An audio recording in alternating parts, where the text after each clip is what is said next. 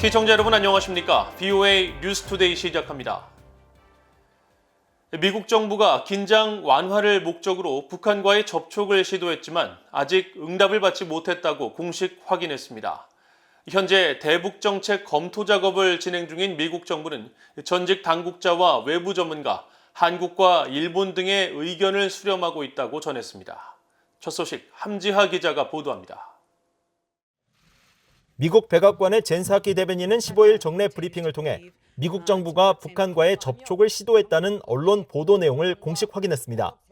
그러면서 외교와 긴장 격화의 위험을 줄이는 건 미국의 목표라고 말했습니다. I can confirm that we have reached out. We obviously have a number of channels, as we always have had, that we can reach out through. Of course, diplomacy is always our goal. Our goal is to reduce the risk of escalation, but to date, we have not received any response. 앞서 로이터 통신과 CNN 방송 등 언론들은 13일 미국 정부가 북한에 대화 제의를 했지만 북한으로부터 답변을 받지 못했다고 보도했으며 미국 정부 고위 당국자는 15일 같은 내용을 VOA에 확인한 바 있습니다. 사키 대변인은 이어 북한이 미국의 접촉에 응하지 않은 것과 관련해 관여를 위한 미국의 여러 차례 시도에도 불구하고 1년 넘게 북한과의 적극적인 대화가 이어지지 못하고 있는 것이라고 설명했습니다. 아울러 외교는 여전히 우리의 최우선 과제로 남아있다면서 영내 파트너와 동맹들과의 대화가 계속 확장될 것으로 예상할 수 있고 북한 문제는 물론 주요 의제가 될 것이라고 말했습니다. 이날 국무부도 전화로 이뤄진 정례 브리핑에서 이번 사안에 대한 VOA의 질문에 같은 내용을 확인하면서 북한과의 접촉 시도는 긴장 완화 때문이란 점을 분명히 했습니다. To reduce the risk of escalation, we've reached out to the North Korean government through several channels starting in mid-February, including in New York. And to date, we've not received any response from Pyongyang. 국무부는 그러면서 바이든 행정부는 북한 위협에 대응하기 위해 모든 선택지 평가를 비롯한 대북 정책 검토를 계속하고 있다고 강조했습니다. So the Biden administration is conducting a thorough interagency review of U.S. policy towards North Korea, and that includes evaluating all options to address the increased threats that are posed by North Korea to its neighbors, as well as the broader international community. 포터 부 대변인은 그러면서 이번 정책 검토 작업을 위해 이전 행정부 인사들을 포함해 북한 정책에 관여했던 많은 전직 정부 관리와 협의했으며 일본과 한국 동맹에게도 새로운 접근법 모색을 위해 의견을 구했다고 밝혔습니다. 한편 미국 정부 고위 당국자는 이날 VOA에 바이든 행정부의 대북 정책 검토가 계속 진행되고 있다는 사실을 확인하면서 앞으로 몇 주 안에 심층적이고 여러 이해관계자들이 관여된 대북 정책 검토가 완료되기를 기대한다고 말했습니다. VOA 뉴스 함지하입니다. 일본과 한국 순방에 나선 미국의 토니 블링컨 국무장관과 로이드 오스틴 국방장관이 일본에 도착했습니다.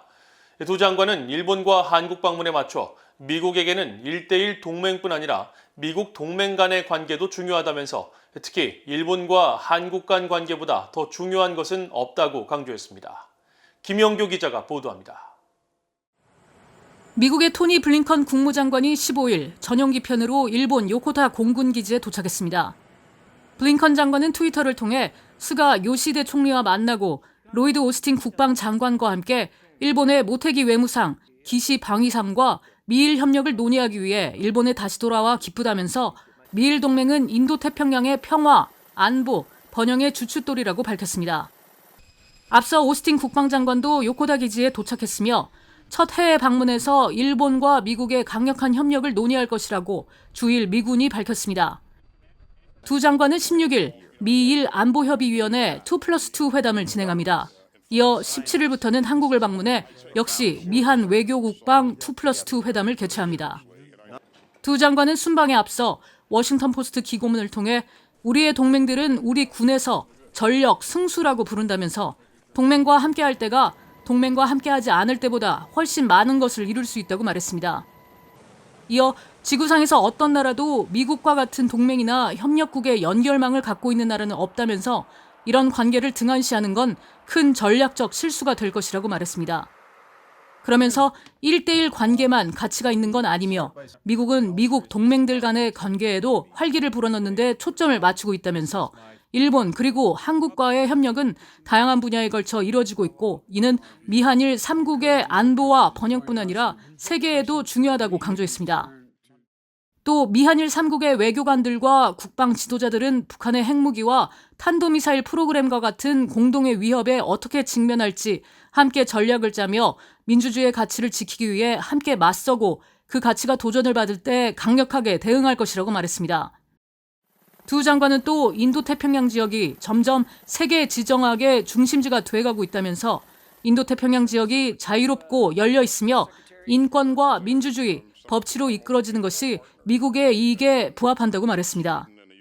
그러면서 이런 목표는 일본과 한국, 미국이 함께 공유하고 있으며 이를 이루기 위해 긴밀히 협력할 것이라고 말했습니다. 미국과 동맹들이 결단 있게 행동하지 않고 이끌지 않으면 결국 중국이 그렇게 하게 될 것이라고 지적했습니다.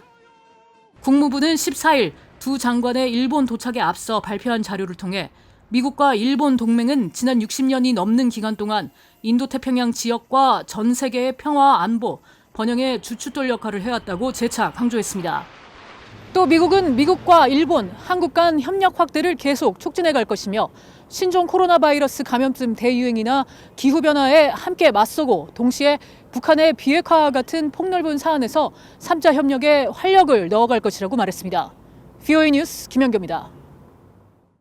북한에 의한 일본인 납치 피해자의 상징인 요코다 메구미 씨의 가족들이 토니 블링컨 국무장관의 일본 방문을 맞아 바이든 행정부에 보내는 서한을 전달하고 일본인 납북자 문제 해결을 위한 미일 양국 정부의 협력을 촉구했습니다.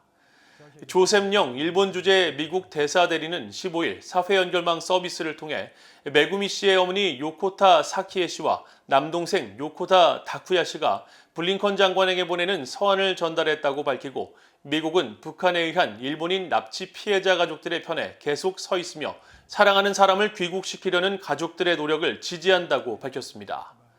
납치 피해자 가족들은 서한에서 바이든 행정부가 일본인 납북자 문제와 관련해 일본 정부와 계속 협력하고 모든 납북자들이 일본으로 돌아올 때까지 제재를 해제해서는 안 된다고 촉구했다고 교도통신과 NHK 등 일본 언론들이 전했습니다.